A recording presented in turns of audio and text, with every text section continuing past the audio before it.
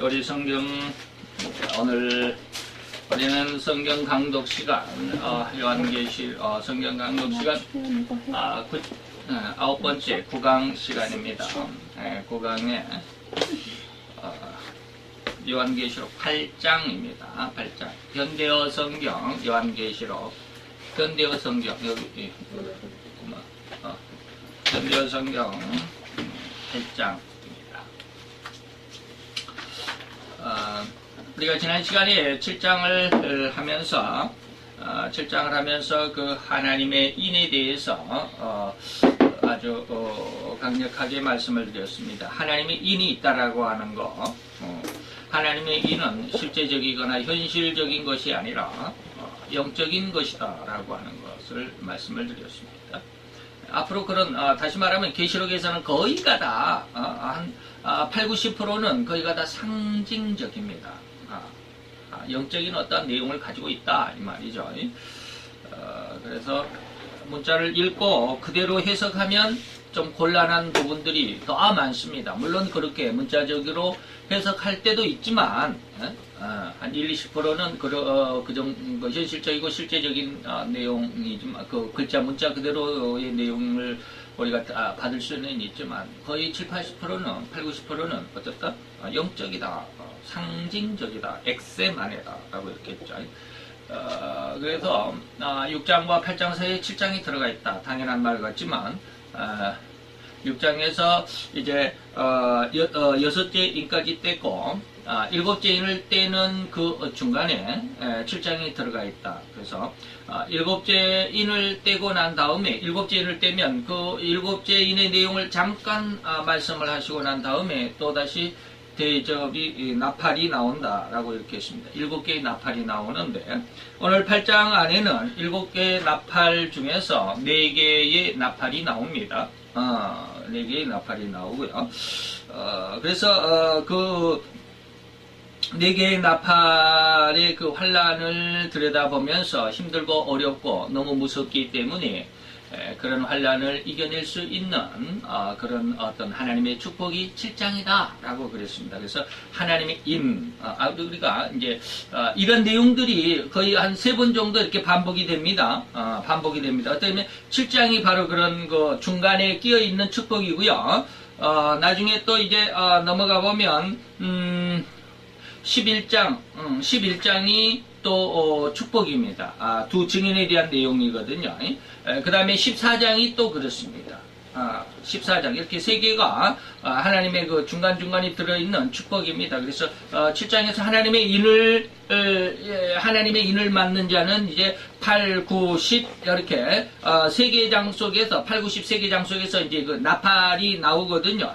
7개의 나팔이 나오는데 그 7개의 나팔을 이겨낼 수 있는 어떤 큰 힘과 축복이다. 그리고 이제 11장에서는 또 두 증인이 나오죠. 근데 두 증인은 뭘 하느냐면 잣대를 가지고 나오죠. 갈대로 만든 잣대, 큰 잣대를 이렇게 가지고 나옵니다. 그래서 그 잣대를 가지고 성전을 측량하는 이런 일이 있습니다.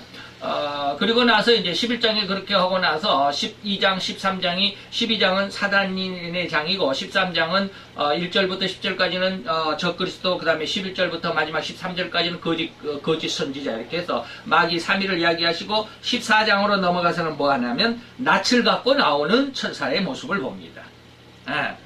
그래서 3개가 있다고 그랬는데 7장, 11장, 14장. 그런데 7장에서는 뭐라고요? 인으로 나옵니다. 11장에서는 뭐라고요? 하나님의 잣대, 하나님의 갈대와 같은 자를 가지고 나옵니다. 14장에서는 뭐가 나와요? 낫이 나옵니다. 이한 낫, 아주 날카로운 낫, 이렇게 3개가 나오는데 이 3개가 나중에 이제 우리가 배워가면서 말씀을 드리지만 다 같은 의미입니다. 모양이 달리 나왔는데 인치는 것도 뭘까요? 말씀입니다. 도장을 치는 것도 하나님의 말씀에 의해서. 그래서 하나님의 7장의 이는 무엇이다? 상징적이었다라고 그랬습니다. 갈대와 같은 잣대도 캐논이라고 하는데 이 캐논이 뭐냐면 말씀의 잣대입니다. 그리고 14장에 나오는 낫도 역시 마찬가지입니다. 말씀으로 하나님께서 심판을 하십니다. 그래서 하나님의 축복이 하나님의 말씀 속에 말씀으로 하신다라고 하는 그런 내용들이 쭉 있고요. 자, 그러면 오늘 8장을 이제 그런 이야기들을 이제 계속 읽어가면서 말씀을 드릴 수 있을 거고요. 8장을 넘어갑니다. 자, 현대 성경 8장 1절 우리가 읽어가면서 봅시다. 어린 양이 7째 봉인을 떼셨을 때 하늘에는 약 반 시간 동안 침묵이 흘렀습니다. 네, 반 시간 동안 침묵이 흘렀습니다. 이 7째 인을 떼니까 하늘이 보였는데 하늘이 반 시간 정도 엄청 고요했고 평안했더라 이 말입니다. 자, 이게 무슨 뜻일까? 7째 인을 떼면은 참 뭔가가 좀 역사가 일어나고 그냥 6째 인 때까지 대단했으니까 그래야 될 텐데 7째 인을 떼니까 저도 역시 마찬가지예요. 저도 이제 이 계시록을 몇 번 공부를 했지만 읽기는 이렇게 제 스승 목사님의 계시록 강의를 제가 한 10번 한 15번 정도 읽었을 것입니다. 상당히 많이 읽었고 강의를 하는 거는 물론 실패한 것까지 하다가 만 것까지 하면 지금 한 5번째 되거든요. 5번째 강의하는데 마지막 장까지 완전히 완독 강의를 한 것은 딱 한 번 있었죠. 몇 년 전에 2, 3년 전에 한번 계시록을 완전히 다 했고 그리고 이제 이번에는 이제 세세하게 강의가 아니라 강독을 하는 이제 한 장 한 장씩을 읽어가면서 말씀을 드리는 것인데 그리고 나머지 한 3번은 하다가 못한 너무 힘들어서 강의를 못한 그래 실패한 적이 한 3번 있고요. 그렇게 됐는데 지금까지 지난번에 이제 한 2, 3년 전에 그렇죠. 한 2, 3년 전에 그 성경을 계시록을 완전히 강해를 다 할 때도 이런 것을 느끼지 못했는 것이 있습니다. 그게 뭐냐면 오늘 8장 1절입니다. 그래서 8장 1절 제대로 이해를 못했어요. 제대로 이해를 못했는데 이번에 이 강독을 하면서 제가 지금 미리 성경을 다시 한번 읽어보고 공부를 합니다. 그래서 벌써 이제 저는 15장까지 지금 공부를 해놓은 상태고 그 이후는 좌우지가 계속 공부를 해가는데요. 8장 1절을 공부하면서 깜짝 놀랐어요. 이런 걸 내가 왜 이렇게 그동안 그렇게 한 15번 정도 계속 읽었고 또 강의하기도 그렇게 했는데 이것을 캐치를 해내지 못했을까라고 하는 똑같은 저희 스승님 그 설교이기 때문에 똑같은 내용이잖아요. 똑같은 글이고 똑같은 내용인데 한자도 틀리지도 않는 인쇄되어 있는 책이니까. 근데 왜 이런 것을 읽으면서도 이것을 이렇게 내 것으로 받아들이지를 못했을까라고 하는 거예요. 그게 뭐냐면 오늘 이 1절에 보니까 반 시간 동안 고요했다. 침묵이 흐른 고요함이다. 이게 뭐냐면 천국은 뭐다? 평안이다라는 뜻입니다. 평안하다. 지금 우리 인간의 세상에 살아가는 것은 너무 힘들죠. 울퉁불퉁하고 그냥 감정이 들기도 하고 때로는 평안하기도 하고 때로는 잘 될 때도 있지만 또 잘 안 되는 때가 너무 많죠. 울퉁불퉁하고 친구를 만나고 싸우고 뭘 어쨌고 우리 아들도 지금 인터넷에서 핸드폰을 비싸게 돈을 주고 사는데 이게 사기꾼으로 사기를 당했다고 지금 또 고소를 해놓고 아주 복잡해. 차를 가지고 나갔다가 잘못 세워 놔가지고 주차 위반으로 딱지를 끊겨가지고 부딪혀가지고 서로 사고 났다라고 그리고 또 경찰에 신고하고 난리법석이잖아요. 그게 사람이 사는 맛이다라고 그럴지 모르지만 인간 세상에서는 너무 복잡해. 눈을 뜨고 하루 아침에 일어나가지고 눈을 뜨고 활동을 하고 생활을 하고 눈을 감을 때까지 이 사건 사고가 없는 시간이 없어요. 어제 그저께도 마산에서는 마산에 무슨 터널을 지나서 나오다가 뭡니까 이 몇 톤 트럭일까 5톤 트럭이 5톤 트럭 아주 낡은 17년대 5톤 트럭에다가 그냥 자동차 기름을 가득 싣고 달리다가 부딪혀가지고 거기에 실려있는 기름들이 터져가지고 엄청나게 불이 났어요. 그래갖고 5명이 죽고 다섯 명인가가 죽고 열 몇 명인가가 다쳤고 차가 10대인가가 지나가던 차가 옆에서 그냥 그 기름통이 조그만씩 기름통 우리 쌀통만한 그런 통들이니까 이게 막 튕기져 나가면서 불 붙어가지고 튕기져 나가면서 옆에 있는 지나가는 차들을 막 덮쳐가지고 차들이 10대가 불에 타고 난리잖아요. 뭐 정신이 하나도 없어요. 이것이 뭐냐면 고요함이 없습니다. 그런데 천국은 뭐다? 너무 평안하대. 이런 어떤 환란이나 역경이나 공고나 뭐 이런 어떤 힘들고 고통스럽고 괴롭고 마음이 분주하고 뭐 이런 것이 없이 너무너무 평안하고 합니다. 평안하다는 뜻입니다. 그런데 이 평안이 어떻게 했다?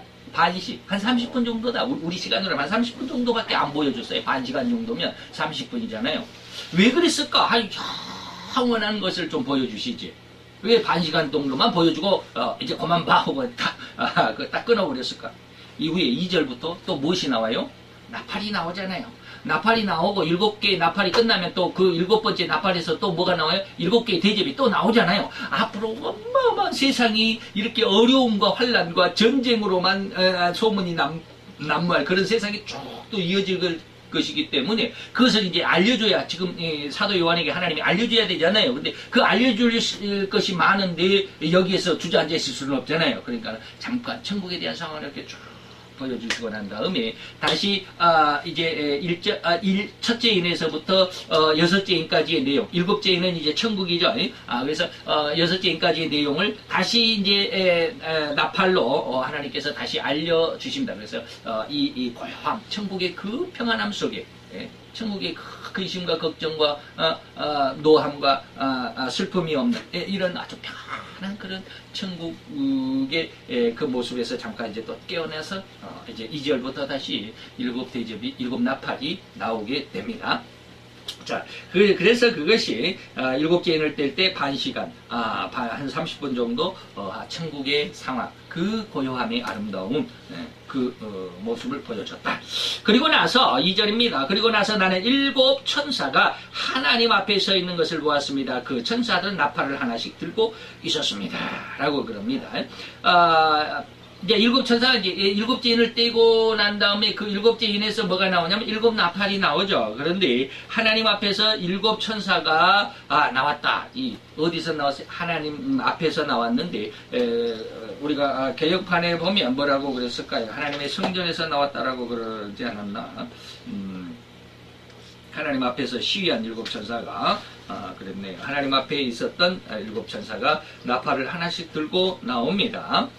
그러자 3절입니다. 그러자 금향로를 손에 든 또 다른 천사, 7 천사 외에 8번째죠. 8번째 또 다른 천사가 와서 제단 곁에 섰습니다. 그 천사에게는 성도들의 기도 속에 보좌 앞에 있는 하나님의 금제단에 바쳐질 많은 향이 그 금향로 속에 담겨져 있었습니다. 주어져 있었습니다. 라고 이러죠. 자, 그런데 7 천사 다음에 8번째 천사가 나오는데 이 천사도 역시 하나님의 천사인데 7 천사보다는 조금 어떻게 보면 계급이 좀 높았던 모양입니다. 어쨌든지 그렇습니다. 그런데 이 8번째 천사의 손에는 뭐가 있냐면 금향로가 들려있다라고 그러죠. 금향로. 나중에 이제 계속 읽어보면 이제 그 이야기가 나오겠지만 4절에 나오지만 이 향로의 향기, 향연, 연기죠. 이 연기가 뭐라? 성도들의 기도다라고 그럽니다. 근데 성도들의 기도가 어디에 담긴다고요? 여기 오늘 3절에 보니까 금향로에 담긴다라고 그랬습니다. 이게 무슨 뜻일까? 굉장히 은혜스러운 뜻입니다. 성도의 기도가 향로에 담기는데 금향로에 담깁니다. 다른 말로 하면 완전히 이렇게 딱 돌려서 반대적으로 이야기하면 성도의 기도들 중에 금향로에 들어가지 못할 기도들이 많습니다. 다른 말로 하면 이게 무슨 말이냐면 성도들이 기도할 때 금이라고 하는 의미는 신성을 의미합니다. 신성, 하나님의 성품을 의미합니다. 그 하나님의 성품, 나중에 이제 거기에 쭉 보면 우리가 전체적인 내용 안에서 우리가 볼 수 있겠지만 우리의 기도에 누구의 기도가 합해집니까? 예수님의 기도가 합해집니다. 그래서 우리의 기도는 우리의 기도 자체로는 하나님 앞에 절대로 연락될 수가 없습니다. 금향로에 담길 수가 없습니다. 왜요? 우리 인간의 기도는 자기 욕심, 다시 말하면 죄의 기도이기 때문에 그렇습니다. 죄인들의 기도이기 때문에 그렇습니다. 죄성의 기도에 다 자기 욕심을, 자기 욕심만 기도를 해. 하나님이 원하는 기도가 뭔지를 몰라요. 그래서 금향로에 담길 수가 없어요. 근데 그런 기도에 하나님의 보좌 옆에서 우리를 위하여 기도하시는 예수 그리스도의 기도, 예수 그리스도의 이름, 모든 세상의 모든 죄를 다 정결케 하시고 깨끗게 하셔서 하나님 앞에 구원을 받게 하는 그 예수님의 보혈, 그 보혈로 우리의 기도를 감싸 주십니다. 그리고 나서 하나님 앞에 들어가는데 바로 금향로에 담겨서 들어간다. 근데 그 금향로에 담겨 들어가는 의미가 하나님 앞에 담겨 들어가듯이, 다시 말하면 하나님 앞에 연락될 수 있을 정도로 아주 지극히 향기로운 기도가 되어야 되지 않겠냐 이 말. 나중에 보잖아요. 그 향료는 하나님, 성도들의 기도다. 성도들의 기도가 하나님 앞에 향기가 되어야 됩니다. 향기가 된다는 말이 무엇일까? 맡을 수 있는 아주 향긋한, 아주 지저분한 썩은 냄새가 아니라 꽃에서 나오는 맡아도 또 맡고 싶고, 맡으면 더 그윽하고 더 향기롭고 더 좋은, 우리가 뭐 허브 향을 맡으면 뭐라고 그럽니까? 그 허브 향에 의해서 뭐라고 요즘에 힐링하는 거, 그 뭐라고 그럽니까? 자우지간 그래. 냄새로 우리 마음을 좀 치유하고 마음을 다스리고 막 그런 거 있잖아요. 뭐라고 그러던데. 라벤더 향이니 무슨 허브 향이니 막 그런 냄새를 맡음으로 인해서 우리 이 내면 안에 우리 인간의 육신 안에 들어있는 아주 찌든 노폐물 같은 것을 좀 씻어낼 수 있는 그런 거죠. 그게 향기입니다. 그래서 우리 성도들이 기도가 향기스러워야 된다. 아주 부잡스러우면 안 돼요. 기도할 때 아주 그냥 좀 지난 시간에도 한번 제가 말씀드렸듯이 막 욕을 하면서 기도하는 그런 기도가, 그런 기도는 제가 처음 들어봤지만 여러분들은 아마 안 들어봤을 거예요. 자우지간 이 하나님 앞에 내용에 있어서도 하나님 앞에 연락되지 않을 수 있는 기도가 있습니다. 이것은 지금 오늘 기도에 대한 강의가 아니기 때문에 어쨌든 지나가겠지만, 자우지간 우리 성도들의 기도는 지극히 향기로운 기도가 돼야 되고, 그 내용조차도 향기로워야 되고, 그리고 우리의 기도에 예수님의 이름으로 인한 기도, 예수님의 기도가 우리에 덧입혀졌을 때 금향로에 드디어 담겨질 수가 있더라라고 하는 것입니다. 그래서 성도들의 기도 속에 보좌 앞에 있는 금제단에 받쳐져서 향이 올라가는데, 이제 이 향이 나중에 9장에 가보면 이 향이 쏟아지거든요. 또 다른 천사가 그 금향로를 가지고 불이 담겨 있는, 이제는 기도가 아니라 불이 담겨 있는 향로를 가지고 와가지고 바다에다가 땅에다가 그리고 하늘에다가 이렇게 하늘과 땅과 바다의 물샘에 그냥 집어 던집니다. 이게 이제 나팔이거든요. 새 나팔의 화가 되거든요. 어쨌든지 이것이 뭐냐면 성도들이 이렇게 기도를 했습니다. 이 기도가 뭐냐면 앞에 6장에 가보면 6장에서 다섯째 인을 뗄 때 하나님의 제단 앞에서 하소연했던 순교자들의 그 하소연 일장, 주여 우리의 대주제여 우리의 피를 신원해 주지 않기를 언제까지 참으시겠습니까? 기다리겠습니까? 라고 하는 그 기도죠. 그런 기도와 우리의 기도가 예수님의 이름에 의해서 상달됐다가 이제 기도의 응답이 나중에 9장으로 가보면 그 불로서 나타납니다. 쏟아지는 하나님의 금향로를 쏟는 그런 재앙으로 나타나게 되죠. 어쨌든 그건 그때 가봅시다. 4절입니다. 천사가 향을 금제단에 들어붙자 그 향기가 성도들의 기도와 함께 섞여 제단에서 하나님 앞으로 올라갔습니다. 라고 이렇게 3절에 우리 개역 성경하고는 좀 많이 틀려서 그런데 3절에 보면 또 다른 천사가 와서 제단 곁에 서서 금향로를 가지고 많은 향을 받았는데 이는 성도들의 기도들과 합하여 보좌 앞에 기도하는 성도들의 기도들과 합하여 라고 그랬죠. 자, 그 다음에 5절로 넘어갑니다. 그런 뒤에 천사는 제단에 있는 불을 향로에 가득히 담아 그것을 땅에 내던졌습니다. 이제 그 내용이, 땅에 내던진 내용이 이제 5째, 6째, 7째 나팔 속에 들어있습니다. 그러자 천둥이 요란하게 울리더니 번개가 치고 무서운 지진이 일어났습니다. 라고 이렇게 말하죠. 이게 이제 성도들의 기도가 무슨 기도였을까? 물론 많은 기도도 있지만 아까 제가 말씀드렸던 계시록 6장의 5째 때에 성도들의 제단 아래에 있는 성도들의 기도가 뭐냐면 우리 피를 좀 하소연해달라. 우리가 정말로 죽어야 마땅할 죄를 지어가지고 죽은 것이 아니라 예수 복음 때문에 예수의 증거와 하나님의 계명을 지켰다라고 하는 그 믿음 때문에 우리가 죽임을 당했지 않습니까? 이건 우리가 죽어야 할 어떤 죄목이 아닌데 이거죠. 그러니까 이것이 이제 순교자들의 모습인데 그런 순교자들의 그런 잘못된 세상의 잘못된 심판, 세상의 심판이었죠. 잘못된 심판 그런 것들을 정확하게 이제 벌을 줄 사람은 벌을 주고 뭐 복을 줄 사람은 복을 주는 이러한 일들이 있어야 되지 않겠습니까? 했을 때 그 기도의 응답이 이제 이 나팔 속에 5에서 7째 나팔 속에 들어있습니다. 1, 2, 3, 4 나팔은 좀 다르죠. 그래서 제가 이 7 나팔은 5째인 그 대환란 때의 의미를 나타낸다라고 이렇게 말씀을 드렸습니다. 그런데 많은 분들은 이 4개 나팔을 4개인 첫째, 둘째, 셋째, 넷째, 4개 인하고 이렇게 견주어서 이야기를 합니다. 쉽게 말하면 넷째 인까지는 전삼년반이거든요. 전삼년반을 4개 나팔이 이야기한다라고 이렇게 말씀을 하는데, 저는, 조금, 이 4개 나팔도 후 3년 반 때에도 이런 일들이 있을 것이다라고 그렇게 생각을 합니다. 다시 말하면, 첫째 인 때는 뭐예요? 전쟁이 일어났죠.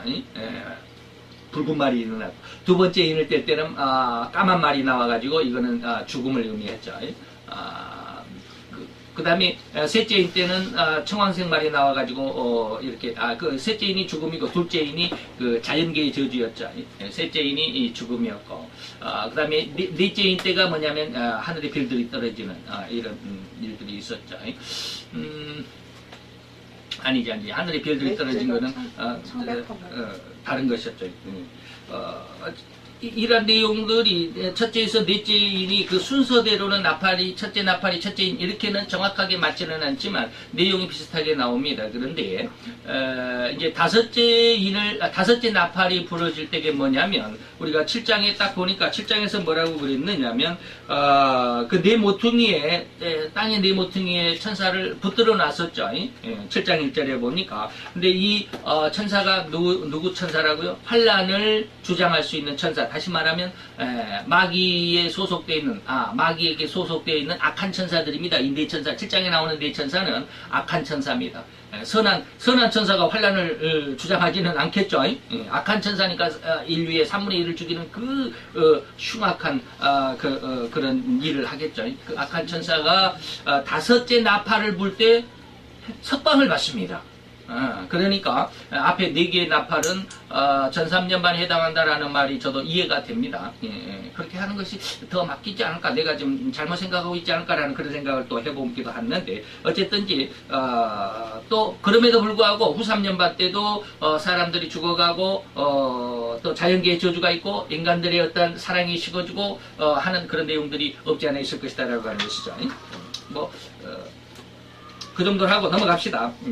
자, 이제 둘째, 나팔을 이제 불게 됩니다. 8장 6절입니다. 그때 7 나팔을 손에 든 7 천사가 나팔을 불 준비를 했습니다. 7절에 첫째 천사가 나팔을 불자 피가 섞인 우박과 불이 땅에 떨어졌습니다. 자, 땅에 불이 떨어졌다라고 하는 것이죠. 이것은 둘째인하고 연관이 되어져 있다라고 합니다. 둘째인은 뭐요? 첫째인은 종교적인 적그리스도의 운동이라고 그랬죠. 그래서 제가 지금 헷갈렸는데, 둘째가 이제 전쟁이라고 그랬습니다. 셋째가 자연계의 저주로 기후적인, 자연 환경적인, 그리고 네 번째가 이제 그 죽음라고 이렇게 얘기를 했죠. 그런데 첫째 나팔은 뭐냐면 바로 둘째인 때 첫째 저기 뭡니까? 나라와 나라, 그 다음에 민족과 민족의 분쟁, 전쟁을 의미하죠. 그런데 이 첫째 나팔이 바로 그러한 모습입니다. 첫째 나팔을 불자 피가 섞인 우박과 불이 땅에 떨어졌다. 불이 땅에 떨어졌다. 우박과 불이. 다시 말하면 이거 전쟁의 어떤 모습인데, 어떤 사람들은 이 우박을 하늘에서 미사일이나 포탄이 떨어진 것을 말한다라고 하기도 하는데, 어쨌든지 그렇습니다. 불이 땅에 떨어졌다라고 하는 것이죠. 그러자 땅의 3분의 1이 이 불에 휩싸이고 나무의 3분의 1과 푸른 불이 모두 타버렸습니다. 라고 하는 것이죠.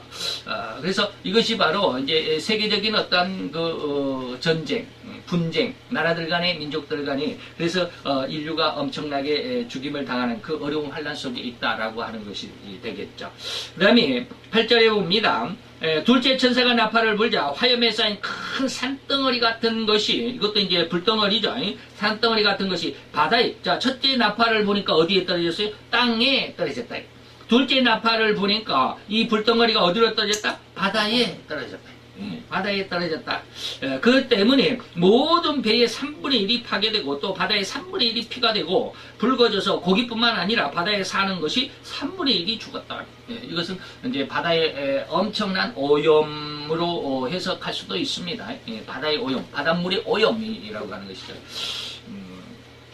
예전에 제가 한번 그런 말씀 드린 적이 있죠. 여러분들 우리가 하루에 한 번씩 꼭 화장실에 가가지고 힘을 주죠. 그리고 그 나온 것들을 우리가 각 집에 이제 정화조라고 그러죠. 땅에다가 묻어놓은 정화조에다가 다 모읍니다. 그래서 그것을 뭐 1년에 한 번 내지는 두 번, 뭐 아파트 같은 경우는 뭐 한 서너 번 이렇게 다 퍼가죠. 그걸 도대체 어디로 가지고 갈까? 그것이 어떻게 그냥 순식간에 어떻게 분해가 돼가지고 다 거름이 돼가지고 뭐 산에 뿌리거나 뭐 그러지는 않을 텐데 말이죠. 어마어마한 양이겠죠. 우리가 뭐 한두 사람도 아니고 우리나라만 해도 한 5,500만 정도, 5,500만이 하루에 쏟아내는 양만 계산하더라 어마어마하겠죠. 그 어마어마한 것들을 다 어디다 버릴까? 바다에다 버립니다. 바다에다 버려요. 배설물들을 다 모아가지고 이제 또 이제 바닷가에 큰 유조선 같이 큰 탱크에다가 그 배에다가 탱크를 가진 배에다가 다 담습니다. 그 배가 쭉 저 바다 한 가운데 아무도 모르는 바다 한 군데 갖고 밑으로 그냥 쭉 파이프를 내려서 거기다가 쏟아붓습니다. 저 밑으로. 근데 우리나라뿐만 아니죠. 세계가 다 그렇습니다. 세계사. 그거 어디다 독도에 다 어디다가 쌓아놓을 수도 없잖아요. 근데 그렇게 처리하지 않는 이런 이야기하면 또 시간이 많이 가요. 자연적으로. 이거 이렇게 사람의 배설물처럼 처리하지 않는 것이 있습니다. 그게 뭐냐면 돼지, 소, 닭, 농장에서 나오는 그런 짐승들의 그런 배설물들입니다. 그것 때문에 그 주위에 있는 그 인근에 있는 그 마을의 사람들이 너무 막 난리 나죠. 냄새 난다. 여름에 겨울 같으면 냄새가 안 나니까 좀 괜찮은데 여름 같으면 막 냄새 난다고 막 민원 들어오고 난리 법석입니다. 동물들의 그것도 그렇게 힘든데 사람들이 먹고 사는 거 사람들이 더 많잖아요. 자우지가 그렇습니다.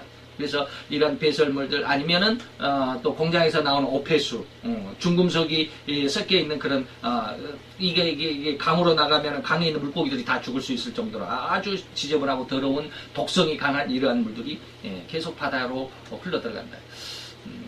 그죠?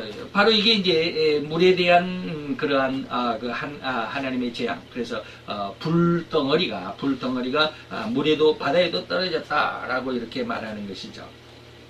그 다음에 10절, 8절, 9절이 같은 하나 묶여 있습니다. 이 현대어 성경에는 이렇게 가끔마다 현대인의 성경이나 현대어 성경이나 우리 개혁판 성경에서는 1절, 2절, 3절 이렇게 다 이렇게 나눠 놨는데 현대인이나 현대어는 이걸 한꺼번에 뭉쳐버리는 그러한 구절들이 좀 있어요. 상당히 많아요. 그런 건 놔두고 자우장 그래서 오늘 8절, 9절이 한꺼번에 묶여 있습니다. 현대어 성경에는. 10절입니다. 또 세 번째 천사가 나팔을 불자 큰 별 하나가 또 이것도 불덩어리죠. 횃불처럼 타면서 이렇게 불덩어리잖아요. 불덩어리 하나가 하늘에서 떨어져서 강에 떨어졌습니다. 그리고 샘물의 근원에 떨어졌습니다. 물샘 계획판에는 물과 샘, 물샘에 떨어졌습니다. 라고 그럽니다. 큰 별 하나가 물샘, 물과 샘에 떨어졌습니다라고 그러는데 많은 분들이 이것을 첫째인하고 연관을 시킵니다. 첫째인하고 세 번째 나팔하고 연관을 시키는데 다시 말하면 뭐냐면 이 떨어지는 큰 불이 누구냐? 큰 별 하나가 떨어졌죠. 여기서는 그냥 불덩어리가 아니잖아요. 8장 7절에 보면 불이 땅에 떨어졌다라고 그러고 또 8절에 보면 화염에 쌓인 큰 산덩어리 같은 것이다라고 그러는데 별이라고는 안 있잖아요. 근데 세 번째 나팔은 별이라고 그랬습니다. 큰 별이 하나 떨어졌다. 이 별이 누구냐? 루시퍼라고 해석하는 학자들이 많습니다. 루시퍼다. 하늘에서 하나님을 거역하고 반대하고, 그래서 하나님 앞에 쫓김을 받아서, 이제 공중으로 쫓겨나는, 그런 것을 예수님도 그랬죠. 예수님도 70명의 제자들을 전도 파송을 보내고, 돌아와서 이제 보고를 받을 때, 야, 예수님, 우리가 막 병자를 위해서 기도할 때 이 병자가 일어나고 귀신을 향하여 기도할 때 귀신들이 막 떠나갑니다. 그리고 자랑을 하니까 예수님께서 뭐라고 그랬어요? 내가 봤다. 하늘에서 사단이 급격하게 떨어지는 것을 내가 봤다. 이상하지 않습니까? 그 말? 지금 제자들은 뭘 하고 있냐면, 그들이 지금 이 현실에, 다시 말하면 이 현실 속에서 귀신이 떠나가는 것을 봤습니다라고 이렇게 말하니까 예수님은 사단이 떨어지는 걸 봤다라고. 사단이 언제 떨어졌어요? 창세 전에 떨어졌습니다. 세상을 만들기 전에 이미 영계에서 하나님 앞에 반란을 일으켰던 루시퍼가 하나님의 그 영계에서 쫓겨나서 세상으로 떨어졌습니다. 근데 지금 제자들은 지금 현재 쉽게 말하면 서기 1년에서 예수님이 30살이니까 서기 1년에서 서기 30년, 지금 2017년이지만 서기 1년에서 30년 안에서 30년에서 33년 사이에 지금 일이라고 생각하잖아요. 예수님이 이제 공생애를 시작하고 이렇게 서기 30년에 공생애를 시작하고 33살 때에 십자가에 잡혀 죽으셨으니까 그 안에 30년에서 33년 어간의 이 일이 보고가 있잖아요. 전도 파송을 보내고. 근데 예수님은 지금 뭘 이야기를 해요? 이미 4,000년 전에 이 세상이 만들어지기 전에 영계에서 이런 일이 있었던 것을 예수님이 지금 이야기를 하고 있는 거예요. 내가 사단이 떨어진 걸 봤다. 이게 무슨 뜻일까? 왜 예수님은 이런 하나님의 앞에서는 물론 시간과 공간의 제약이 없기 때문에 그때가 이때고 이때가 저때다라고 이렇게 말할 수는 있는데 그게 아주 중요합니다. 이게 뭐냐면 우리 인간들이 세상을 살아가면서 당하는 많은 일들이 지금 현재 나한테만 일어나는 것 같지만 전도서에 보면 뭐라고 그러냐면 옛날에 있었던 일이 지금 있고 지금 있었던 일이 또 미래에 있을 것이고 이 미래에 있었던 일이 아마 옛날에 있었을 거예요. 이게 빙빙 돈다라는 말씀이 전도서에 있습니다. 바로 그런 뜻입니다. 다시 말하면 우리가 당하고 있는 이 많은 어려움과 시련과 환난들이 이미 옛날 이 세상을 짓기 전에 영계에서 그런 일이 있었다라는 겁니다. 그 영계에서 일어났던 일이 현실에 지금 나에게 일어나고 있는 것입니다. 이게 빙빙 돌아가는 거예요. 이게 이해가 돼야 되는데 저도 이걸 이해를 못했다니까요.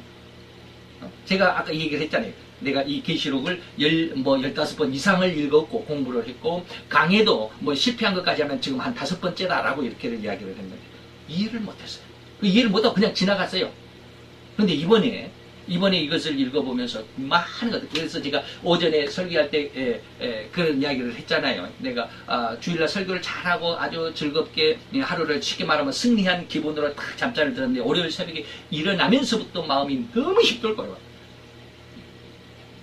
그래서 그 힘들고 어려운 것이 뭐냐? 인간에게는 인간 자신이 가지고 있는 생각이나 감정이 없구나. 이게 어딘가 인간이 아닌 인간의 이 정신, 인간의 마음의 세상과는 다른 어떠한 정신세계, 다른 어떤 마음의 세계가 우리 인간에게 접속이 될 때 그때서야 비로소 인간이 어떤 생각을 하게 되고 그때야 비로소 어떤 감정을 갖게 되구나라는 것을 그때 느꼈다고 그랬죠. 2주 전에 우리. 바로 이것입니다. 영계 속에서 일어나는 모든 일들이 이미 있었던 일들이 우리에게 지금 일어나고 있습니다. 이것이 앞으로 또 일어나게 될 것입니다. 그런데 우리는 전혀 그런 영계의 세상을 들여다보지 못하잖아요. 영계를 몰라요. 무슨 일이 있는지 몰라요. 사단이 지금 어떻게 활동하고 있는지, 하나님이 나에게 어떻게 역사하고 나를 어떻게 보호하시고 나를 어떻게 인도해가지고 전혀 몰라요. 그냥 믿음을 가지고, 믿음이 있다라고 하는 그 믿음 하나만 가지고 지금 하나님 앞에 믿음 생활을 하고 있거든요. 근데 우리가 눈을 열어보면 이것이 보여진다라는 거예요. 제가 그래서 깜짝 놀랐습니다. 이 8장을 보면서 옛날에 있었던 일이 지금 있구나. 그래서 제게 이런 어려운 그런 상황이 내 마음, 나의 생각과는 전혀 다르게 내 마음을 힘들게 하는 사단의 어떤 공작, 사단의 공격, 사단의 어떤 방해, 이런 것들은 이미 세상을 만들기 전에 하나님을 반대하고 하나님을 공격했던 루시퍼의 습성이 지금 내게도 이루어지고 있다. 이게 내가 지금 처음 겪고 있는 것이 아니라, 나만 겪고 있는 것이 아니라 이미 있었던 일이고 누구나가 다 이런 경험할 수도 있고 앞으로 또 경험하기도 할 것이고. 다 연계해서 일어난 일들이 우리 현실 속에 일어나더라는 거예요. 그래서 제가 조금 이해하게 됐습니다. 어쨌든 그래서 이 큰 별이 누구냐? 사단이고, 이 사단이 어디에 떨어졌느냐? 어디에 떨어졌어요? 강과 샘물에 떨어졌다. 물과 샘에 떨어졌다. 물과 샘은 뭐예요? 사람들이 먹을 수 있는 식수잖아요. 식수입니다. 근데 이 식수가 물이 이것으로 인해서 이제 뭐라고 그랬느냐 하면 11절에 보니까 이 별을 뭐라고 그러냐면 쓴쑥이라고 이름을 붙였어요.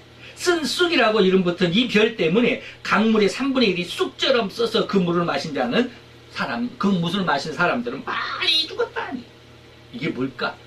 사단이 떨어진 물, 그 물은 쓰더라. 그 물 마신 자는 다 죽더라. 이것은 뭐예요? 이게 이단 사이비의 거짓 진리입니다. 사단이 떨어졌다고 그랬잖아요. 사단이 어디에 떨어져요? 사람들이 먹는 물. 다시 말하면 하나님의 진리의 생명수를 오염을 시키는 거예요. 진리를 오염시키고 생명을 오염시키고 하나님의 성경 말씀을 오염을 시키는 거예요. 그러다 보니까 거짓 진리, 이단적인 사이비들. 어제 어떤 사람들이 신천지 이만희죠. 이만희의 설교를 이렇게 올려놓은 것 중에 뭐가 있냐면 다음에 이렇게 쭉 읽다, 9장에 읽다 보면, 100근이나 되는, 우박이 떨어진다. 여기서 우박이, 8장 7절에 보니까 우박과 불이 떨어졌다고 그랬는데, 나중에 이제 9장을 넘어가다 보면, 100근이나 되는 아주 엄청나게 큰 우박이 떨어진다라는 그런 말씀이 그렇게 해석이 되는 부분들이 있어요. 그런데 우박이, 이만희가 그러더라고요. 이 100근이나 되는 우박이, 100근이면 한 60kg 정도 되거든요. 60kg 정도 돼요. 네. 그래서 60kg 정도 되는데 자기 몸무게가 60kg래. 그래서 자기가 100근 되는 우박이래. 우박은 뭐냐? 심판하는 자래. 그래서 내가 심판하는 자다라고 이렇게 설교를 하는 그 동영상을 짤막하게 이렇게 캡처해서 올려놨더라고요. 이게 뭐예요? 이게 쓴쑥이요. 이게 쓴쑥이요. 사람들 그걸 몰라요. 이 성경에 대한 깊은 진리와 하나님의 진리, 다시 말하면 보혜사 진리의 영을, 성령의 진리의 영을 받지 않으면, 또 더 나아가서는 보혜사의 3대 사역인 보혜사 성령님의 진리에 대해서, 죄에 대해서, 심판에 대한 책망을 받지 않으면 절대 이걸 구분을 못합니다. 영과 육은 완전히 이렇게 벽이 완전히 닫혀있기 때문에 이게 넘나들 수가 없어요. 이해를 못해요. 그래서 진리가 뭔지를 몰라요. 다 진리 같다라고 생각을 해요. 그런데 진리가 아니에요. 너무나 많은 사람들이 이 마지막 시대에, 그래서 마지막 시대에 더욱이나 종말 시대, 마지막 시대라면 종말인데, 종말 시대에는 아까 우리가 유다서 마지막 성령을 할 때도 마지막 시대, 종말 시대다라는 이런 말씀을 했는데, 마지막 시대는 이단들, 사설들이 너무 많습니다. 뭐가 뭔지를 몰라. 다 진리인 것 같이 생각을 해요. 다 진리라고 생각하고, 다 거기가 옳다라고 생각하고, 다 그것을 배우려고 그래요. 난리없어요. 네, 아니에요.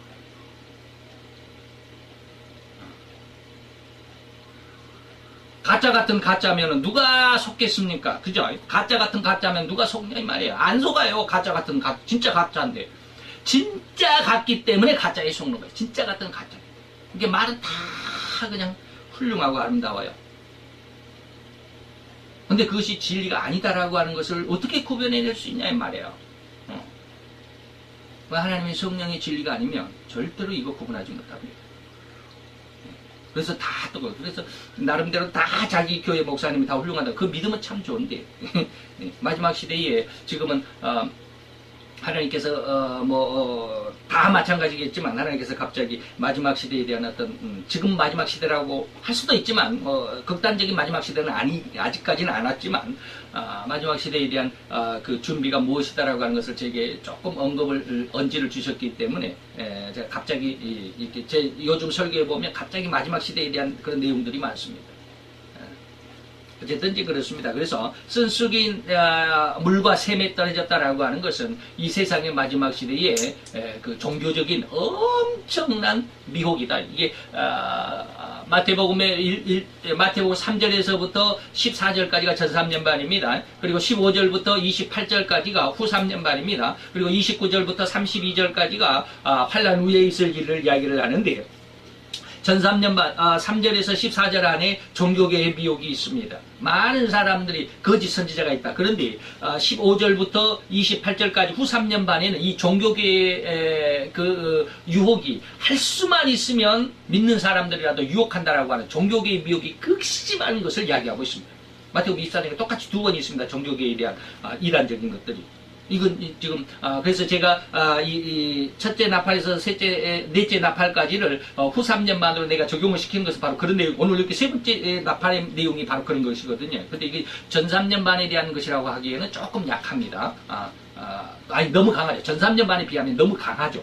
그렇기 때문에 저는 후 3년반으로 보는데 많은 목사님들이 이 첫째부터 넷째 나팔을 전 3년반의 첫째인 넷째인 안으로 이렇게 연결을 시키기로 합니다. 제 스승 목사님도 그렇게 시켜요. 근데 저는 제 스승 목사님의 것을 따르면서도 이거는 후 3년반에 그런데 나중에 다섯째 나팔을 보면 석방령이 내리잖아요. 그 석방령은 뭐예요? 후 3년반이거든요.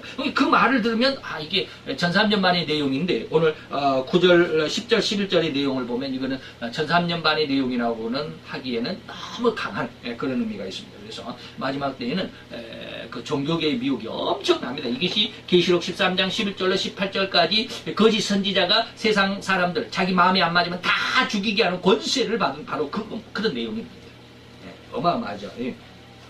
그래서 이 쓴쑥을 마시면 거짓 진리를 받게 되면 그 거짓 진리 안에서 다 죽는다. 다 죽는다. 이게 진리인 줄 알아요. 그것이 왜? 물은 물인데 이 말이에요. 근데 그 속에 독기가 있더라.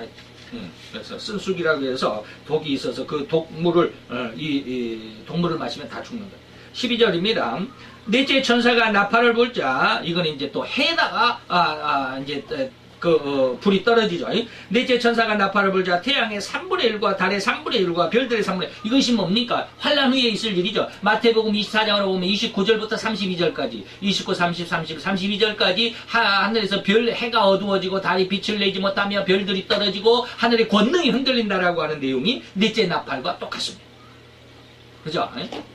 이게 그러니까 전 3년 반이라고 하기에는 좀 그렇죠. 이게 이 마태 24장 28절부터 29절까지는 뭡니까? 이게 환란 후에 있을 일이거든요. 그래서 첫째부터 넷째 나팔까지도 저는 어디로 보냐면 전 3년 반이라기보다는 후 3년 반 쪽으로 옮겨놓기를 저는 그렇게 생각을 합니다. 그래서 너무 강력하죠. 그래서 넷째 나팔은 환란 후의 사건입니다. 환란 후의 사건입니다. 그리고 여섯째 나팔, 여섯째 인 때도 이런 일이 있었습니다. 우리가 6장에서 보면 여섯째 인도 이런 일이 있어요.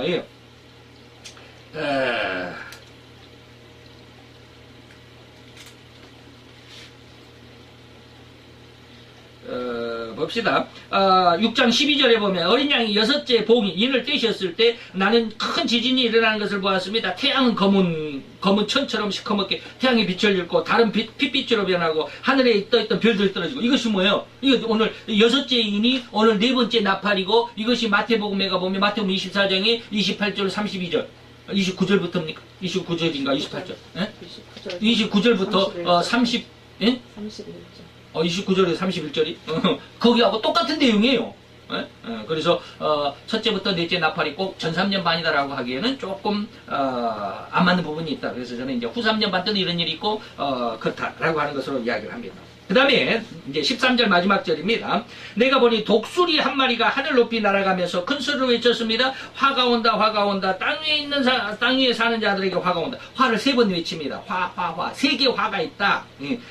그래서 남은 세 천사가 다시 말하면 지금 네 번째 일곱 천사가 각기 하나의 나팔을 가지고 있어가지고 네 천사가 4개의 나팔을 불었잖아요. 그리고 네 번째 나팔에서 뭐라고 그러느냐 하면 앞으로 3개 화가 있다라고 이야기를 합니다. 그것은 뭐요? 4개가 끝났으니까 앞으로는 5번째, 6번째, 7번째 나팔 그러니까 3개가 남았죠. 그걸 의미합니다. 그래서 화가 남아있다라고 하는 것은 앞으로 3개 나팔이 더 불려질 것이고 그 화가 엄청날 것이라는 거예요. 그래서 이제 그런 이야기를 하는데 여기서 독수리가 날아갔다라고 그럽니다. 네 번째 나팔을 부니까 독수리가 나왔어요. 독수리가 나와가지고 화를 외치고 돌아가는데 이 독수리는 과연 어떤 의미가 있을까? 독수리는 좋게 의미하기도 하고 또 악하게 의미하기도 합니다. 레위기서 11장에 가보면 독수리를 하나님 앞에 연락되지 못한 짐승으로 그 새로 분류를 합니다. 부정한 새로 분류를 하죠. 뭐 독수리 그다음에 독수리하고 비슷한 게 뭡니까? 매하고 독수리하고 비슷한 게 또 뭔가? 매하고 솔개 뭐 이런 거, 매, 솔개, 독수리 이런 거는 같은 종류죠. 같은 독수리과에 있는데 이것은 첫 번째로 이야기하는 매나 독수리나 솔개 이런 것들은 쉽게 말 하나님이 연락할 수 없는 부정한 새로 이렇게 의미를 합니다. 그럼 부정한 새라고 의미하는 것은 뭡니까? 가장 높이 날면서 가장 멀리 보면서 이렇게 하늘을 유유자적하게 막 나를 아름답게 그냥 쫙 날아가다가 밑에 자기 어떤 먹이가 있다 그러면 아주 쏜살같이 그냥 날아가잖아요. 총알이 나가서 쫙 가가지고 이렇게 탁 납고 챈단 말이에요. 이런 모습. 성도들의 모습 안에서 정말로 거룩하고 기도도 많이 하고 저 같은 모양이에요. 기도도 많이 하고 성경도 많이 알고 정말로 훌륭하고 거룩한 척인데 자기 욕심에는 뒤지질 않아. 이번에도 전에 막 싸웠는데 우리 아들이 미국에 있으니까 이렇게 금융 거래를 못 하잖아요. 그래서 여기에서 이제 돈을 바꿔 가지고 여기다가 카드에다가 넣고 그 카드를 이렇게 해가지고 거기 미국에서 쓸 수 있도록 여기서 다 조처를 해줘야 되거든요. 근데 이제 내가 첫 번째 전화를 해가지고 이렇게 됐습니다 하니까 이제 뭘 알려줬어요. 이렇게 해가지고 이렇게 하십시오. 다 이제 밖에 나가서 이제 은행에 가서 일을 보고 나서 이제 들어와가지고 그게 됐나 이제 확인하려고 전화를 딱 해가지고 이렇게 하라고 그래서 이렇게 했는데 확인 좀 해주세요. 그랬더니 안 된다는 거예요. 왜 안 되냐 그랬지. 규정상 이거 알려주면 개인정보기 때문에 못 알려준다. 그게 무슨 말이야. 방금 전에 내가 여기에서 아가씨가 하라는 대로 해가지고 지금 내가 밖에 나가서 은행에 가서 이 모든 일처리를 하고 지금 들어와가지고 그걸 확인하려고 지금 전화하는 건데 왜 당신은 안 된다고 그래요. 그거 안 된다는 거야. 도대체 누구 말이 옳냐? 아까 나한테 정보를 준 그 사람 누구야? 그 사람 이름을 대봐. 만약에 당신 말이 옳으면 앞에서 나에게 알려줬던 그 사람은 지금 개인정보 유출로 인해서 법을 어긴 거 범법하잖아. 내가 그 사람 내가 고발할 거야. 당신 말이 옳으면 내가 그렇게 할 거야. 그러면 어떻게 할 거야? 이 아가씨가 이제 뭐 속으로 이제 벌벌 탔는 모양이지. 당신 위에 있는 과장이나 뭐 부장이나 이런 사람 바꾸라 그렇게 안 바꿔줘. 그럼 10분 내로 알려줘. 한 13분 지나가지고 전화 와가지고 아저씨 죄송해요 제가 몰랐어요. 알았어요. 그래가지고 이제 그날 그 전화를 하고 나서 내가 막 열을 내니까 그 다음 오후 일정은 내가 하나도 너무 열을 내가지고 내 기운이 쫙 빠져가지고 꼭 나갔다. 독수리가 꼭 나갔다 보니 거룩한 척 했지만 자기 욕심에서는 그냥 쏜살같이 날아가. 이게 이제 독수리의 부정적인 모습입니다. 그런데 여기에서 말하는 독수리는 신령한 독수리입니다. 요한복음을 신령한 독수리 복음이라고 그러잖아요. 요한복음 뭐예요? 높이 날면서 멀리 본다. 이것은 기도를 많이 한 사람, 성경을 많이 읽은 사람, 그래서 하나님의 은혜를 많이 체험한 사람, 하나님의 말씀의 은혜를 아는 사람. 그래서 높이 올라갔다, 영적으로 그렇게 높이 올라가고 영적으로 많이 본다. 다른 사람이 못 보는 영기 세계까지 볼 수 있는 것이 독수리입니다. 그렇기 때문에 이 독수리가 이렇게 좋은 쪽에서도 보는데 마태복음 24장에서도 보면 이 죽음이 있는 곳에 독수리들이 모인다라고 그랬는데 그 독수리는 뭡니까? 신앙이 좋은 성도들을 의미합니다. 바로 순교자들의 모임을 죽음이 있는 곳에 독수리가 모인다라고 마태복음 24장 몇 절인지를 모르지만 그 말씀이 있습니다. 아마 28절인가 아마 그렇게 될지도 모르겠습니다.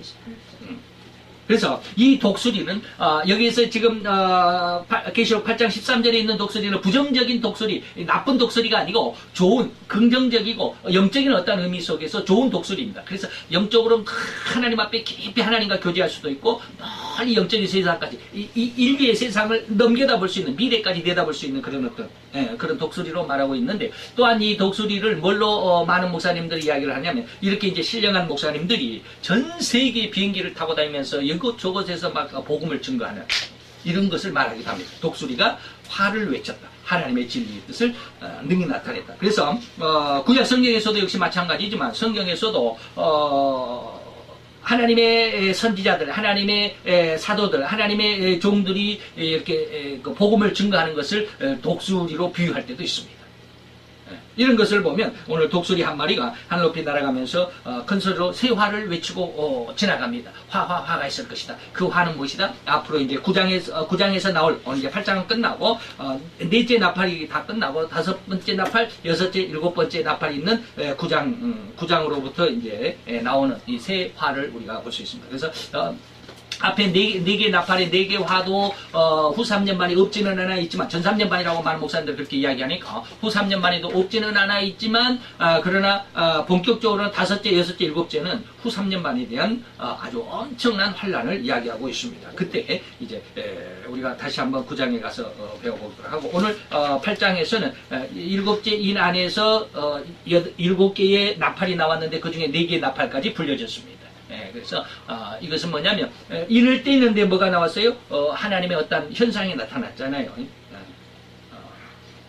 또 나팔을 부니까 또 어떤 현상들이 이렇게 쭉 나타나죠. 이렇게 하나님께서 우리에게 상징으로 주시는 인도 상징이고요. 인. 7개 인도 다 상징이잖아요. 그리고 7개 나팔도 상징이고요. 7개 대접도 상징입니다. 그래서 첫 번째 나팔이 불면 어떤 현상이 팍 일어나죠. 두 번째 나팔 어떤 현상, 세 번째 나팔 어떤 현상. 이것은 뭐예요? 전부가 어떤 우리로 하여금 미래를 알게 하고 세상을 알게 하고 이런 어려움이 있다라고 하는 것을 하나님께서 우리 알려주시면서 7장에 있는 것처럼 너희 이러한 환란이 있을 텐데 너희의 이마에 하나님의 인을 맞아야 된다.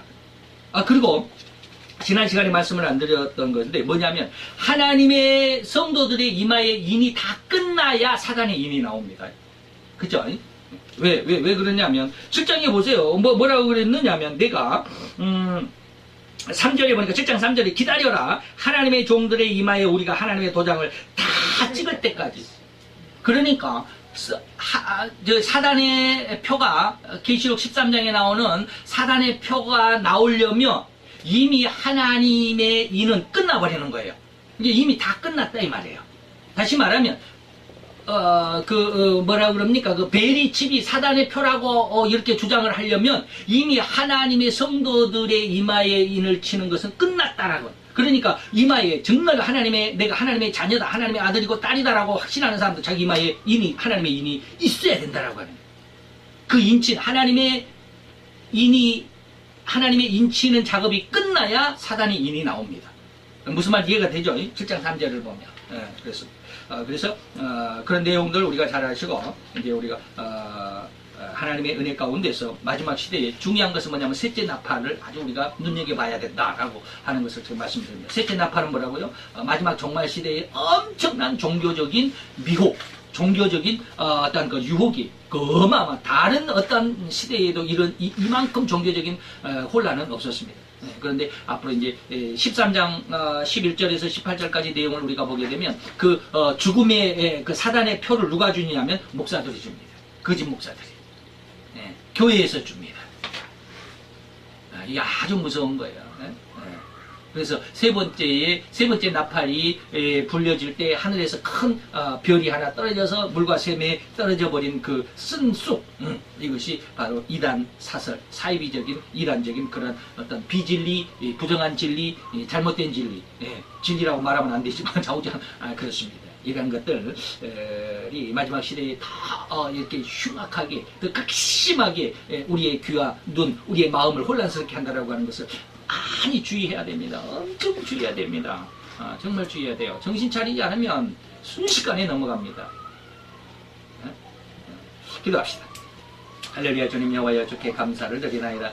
주의 영광 앞에 있는 귀하고 아름다운 하나님의 아들과 딸들 위해 주님 축복하시되, 오늘 우리가 하나님께서 세상 마지막 때에 있을 일들, 아버지며 마지막 세상 끝날까지는 평안은 없고 전쟁만 있으리라고 아버지며 다니엘에게 이미 700~800년 전에 말씀하신 그 말씀의 모습이 우리 가운데, 우리 현실 속에, 우리의 눈앞에, 우리의 삶 속에 사실적으로 현실적으로 나타나고 있는 아버지의 그런 삶을 그런 시대를 살아가고 있는 이 무섭고도 안타까운 시대임을 우리는 아버지의 하나님 앞에 고백하지 않을 수 없나이다. 이러한 시대의 진정 하나님의 말씀의 끈이, 말씀의 뿌리가, 말씀의 힘과 능력과 권능이 우리로 굳게 붙잡는, 오늘 아버지며 유다서에서 말씀하신 것처럼 하나님은 우리를 붙잡으시되, 우리를 보호하시되, 우리를 인도하시되, 끝까지 사랑하시고 보호하시고 능력 있게 우리를 지키시며 영원히 지키신다고 하는 그 보호하심과 그 지묘케 하시는 은혜 가운데 우리로 인하여 더 깊이 더 완전하게 더 튼튼하게 붙잡힌 바 되는 하나님의 아들과 딸들이 되게 도와주시옵소서. 우리의 눈과 귀를 열어주시고 주의 진리의 말씀을 들을 수 있는 진리의 영을 풍성케 허락하시고